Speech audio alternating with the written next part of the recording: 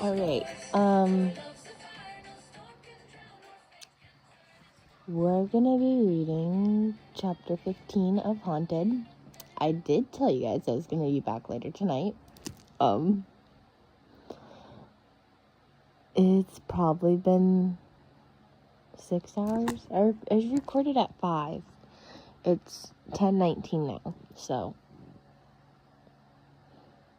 it's been a while. I'm not tired, I am wide awake. And I have school tomorrow. Oh, that is so much fun. I really don't want to go to school. Mainly because of, work, but yeah. Let's start on this. Haunted. Chapter 15, Talk.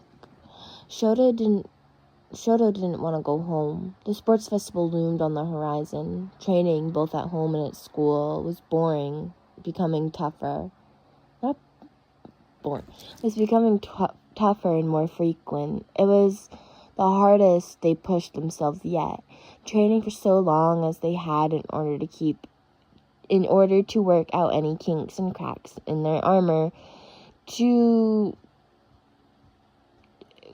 come out on top, and the stress of it all was weighing down on him. Every moment caused his bruises to pulse in complaint.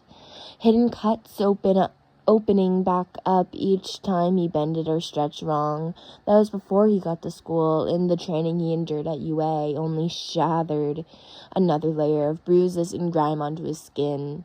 Shota wasn't social to begin with, but he isolated himself even more. Endeavor's eyes bore holes into his back whenever he went. Everything he did was a consistent reminder of what was expected of him, and all his focus zeroed in on giving his father as big of a middle finger as he could feasibly pull off. Not only all of his effort focused on that, he couldn't take having to hang around people that only saw him as Endeavor's son, an icon, lucky. That made him want to scream in frustration, grab him by the shoulders and shake them, and say that he is not who you think he is, over and over until they finally understood, but they couldn't. He found himself hopeless, struggling to move forward but refusing to stand around. So he did neither. He stalled for time. He found himself hovering around the classroom after school more and more, regardless of Bakugo's annoyed glare, waiting until Aizawa had to leave before doing so himself. One day, when the thought of going back to the suppressing quiet of his home made his clench, and the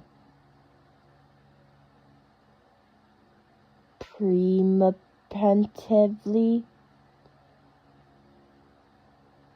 in his skin preemptively tingle with the feeling of feminine phantom flames as he asked Aizawa if he could stay after for a while longer than normal. He claimed he focused better in the classroom than at home, which wasn't a lie, and to Shoto's surprise, the man didn't question it. Aizawa's gaze flickered over Shoto's shoulder, momentarily distracted before he met his eyes again, telling him he would be in the staff room and to get him if he needed anything, or when he finished with his homework. Aizawa left the room, leaving Shoto with an empty classroom. Well, seemingly empty. Izuku was gently whispering to either himself or Shoto. The student wasn't entirely sure which, perfectly content with having a one-sided conversation. He meant to do homework. He really did. Shoto had set up a studying spot in his usual seat and was fully prepared for the migraine that was English. But when Izuku started pointedly tapping on his desk and then back at the back of the classroom where the EMF resided, Shoto figured he could postpone the migraine for another day. He stood up from his seat and walked over curiously, pulling the machine out from its storage. He turned it on and waited for a while in awkward silence. He wasn't sure how much Izuku had to say, so he had just guessed. Shoto warned Izuku that he was pausing and he'd seen others do so, and played it back. He mentally thanked the support course girl that had fixed the EMF. Otherwise, his conversation would have been a nightmare to understand.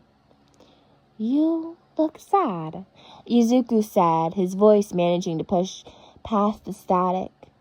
"I'm sorry for slapping your hair today.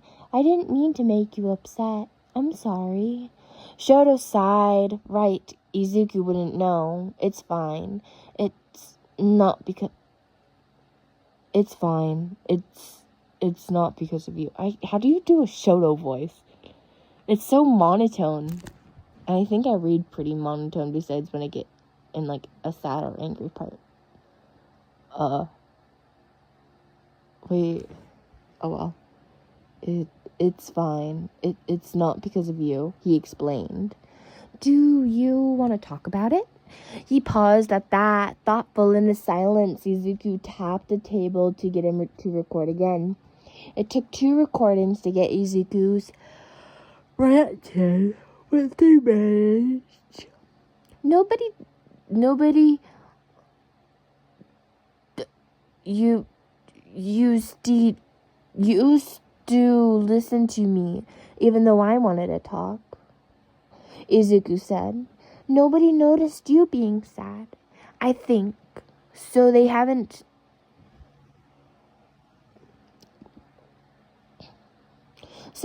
listened to you either. But I'll listen if you want to." The words built up like a trail wave in his throat. He choked on them. He both desperately wanted to take up Izuku's offer and pretend Izuku said nothing at all. But before he decided, he had a question to ask. "Do you know who Endeavor is?" "The number 2 hero," Izuku explained, hesitant. "He seemed scary. Last I knew, people didn't like him very much." That was all Shoto needed, and he kept a story vague, giving the bare menionum,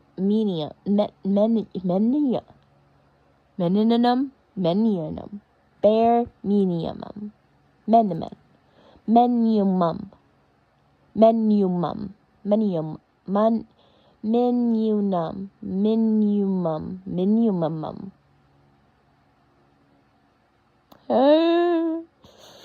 oh my gosh.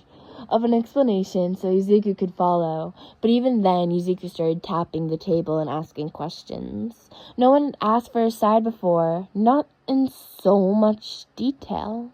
The story ended up being pouring out of him, the invisible light to his endurance, and patience snapping like a rubber band. And he talked in a rush, desperate to get the words out as if he was a draining poison. He talked about his mother, about his siblings, and how his father treated him. He had had a man's shadow, and how the man's shadow casted a somber, quiet atmosphere at his house, and the strain he was under at the sports festival crept ever closer. He admitted how much his body pained him, how much he hurt, and how much he hated his old man, and how much he hated the fire he could wield and the promise he made to himself to spite his father. When he finally finished, he felt exhausted and sighed in both relief and tiredness. Izuku spoke in the silence as the small machine recorded, his speech slow and careful. "Nobody listened to me," he began, and Shoto carefully absorbed each word. It wasn't often the dead could speak on their regrets, and Todoroki knew he couldn't offer platitudes and blind reassurances. He could tell Izuku's tone. "I was alone. I was scared and sad and did something I regret. I would give anything for a chance to go back and do things differently. Anything. Hate your dad. He deserves it. But don't hate yourself too. It's not fair. It's your quirk to do what you want with it. Don't hate yourself for living. Make it your hope. I hope I insisted to do better, to be better. He stared at the EMF as Izuku's voice faded out. Eyes wide, and his brain tried to catch up to what the advice he was just given. The precious life-changing advice. Your quirk. He never thought about it before. He has always seen it as a power forced on him, pressed into his palms by his father's hands until they were warped to fit the flames. Not once did it occur to